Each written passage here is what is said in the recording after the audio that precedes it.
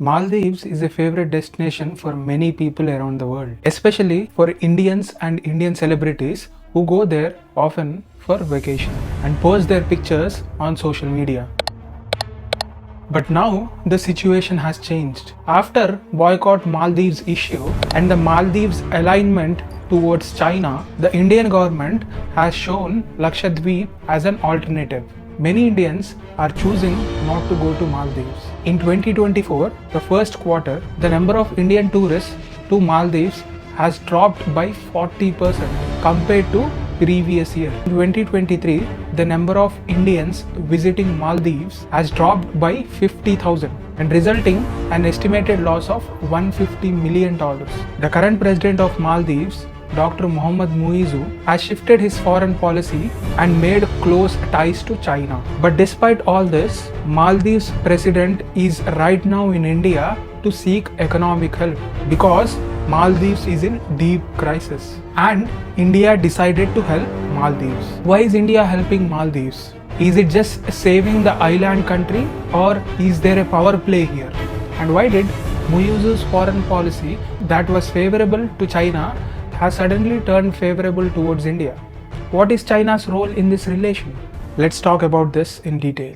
Maldives is one of the world's most geographically dispersed sovereign states. The Maldives have gotten freedom from British in 1965. India was one of the first countries who has recognized Maldives' sovereignty. One of the defining moments in India and Maldives relation came in 1988. The country faced a serious coup attempt led by a group of Tamil mercenaries from PLOTE. This was a rebel group. A coup attempt is basically an illegal attempt by a military organization to overthrow the incumbent current government. Their then president Abdul Gayoom, who was the longest serving president for Maldives, served for 30 years from 1978 to 2008. By 1988, Gayoom had been in power nearly for a decade. His government has faced a lot of criticism from opposition parties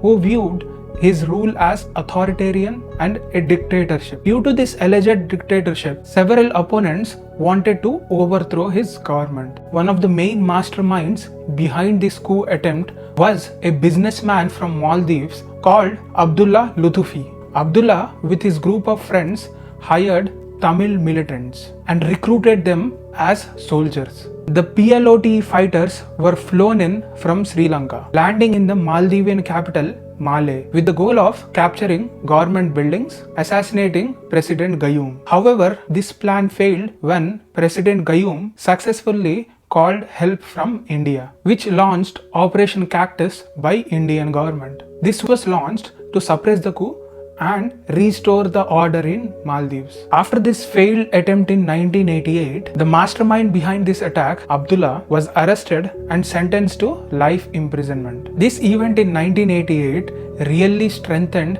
the relations between India and Maldives. Even in 90s and 2000s, India continued to offer support to Maldives in terms of military training, maritime security, and economic aid. Till date, there is continued presence of Indian military in Maldives as part of long-standing agreement between these two nations and also to increase and keep intact the regional stability in Indian Ocean region.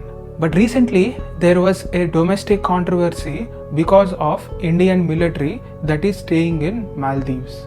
The political groups and locals, particularly those led by former President Yamin, have pushed India out campaign. They say that Indian military is violating the Maldivian sovereignty. They have called for the removal of Indian military forces, framing it as sovereignty issue. The current Maldivian government under President Muizu, who came into power in 2023, his campaign promise was to reduce Indian influence on Maldivian grounds. His government was committed to remove Indian troops that are stationed in Maldives.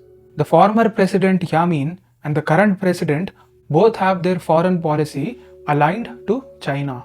From 2013 to 2018, many infrastructure projects such as airports, healthcare facilities were built, in which most of them were financed by Chinese government.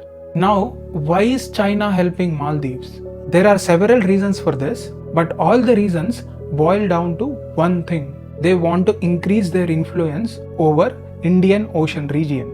Also, China has a global strategy called the Beltline Road Initiative. This aims to enhance trade, infrastructure, and investment opportunities and increase connectivity between Asia, Europe, and Africa. The BRI focuses on building large-scale projects such as railways, ports, and energy projects in weaker economies to boost trade and investment while expanding China's geopolitical power. However, this strategy is criticized and is often called as debt trap diplomacy. What China does is it gives huge amount of loans to weaker developing nations to build infrastructure. They deliberately give so many loans to borrowing country such that they will face a lot of difficulty repaying the loan back. So when the debt becomes so big, the borrowing country is forced to offer China political or economic concessions, so much so that they can increase their geographical presence over the weaker countries. This is also what happened with Maldives. China gave them so many loans so that they are finding it very difficult to pay. Also, because of the declining tourists in Maldives since past 2 years, Maldives is finding hard to generate revenue and pay the loan back. As of 2024, Maldives owes China approximately $1.3 billion, and Maldives need to make annual payments of at least 100 million to avoid defaulting from creditors, especially China. So, because of this economic crisis, President Muizu has turned to India for help, even though his policies are a bit anti-India.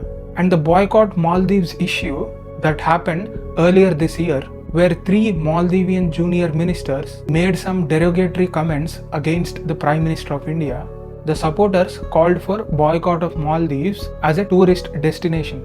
Because of all their anti-India stance and their over-reliance on China, India started to promote Lakshadweep as an alternative to Maldives. Prime Minister also did a video shoot in Lakshadweep which went viral earlier this year. In spite of all this and a huge conflict of interest with India's own Lakshadweep, India extended a helping hand to Maldives now. Because there is a simple reason for this. India does not want to lose control in Indian Ocean region. If China takes control over Maldives, then it will be a threat to India's influence in that region, which they definitely don't want. But I don't know what government is planning to do with Lakshadweep, if they are urging Indians to go to Maldives for vacation now. Anyways, let's see how this relation pans out further. And let's see whether India will keep on helping Maldives economically. And also, it will be interesting to see what China does to increase its footfall in the Indian Ocean region.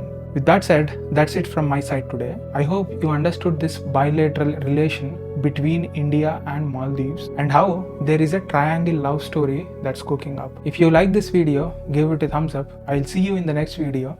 Until then, bye bye.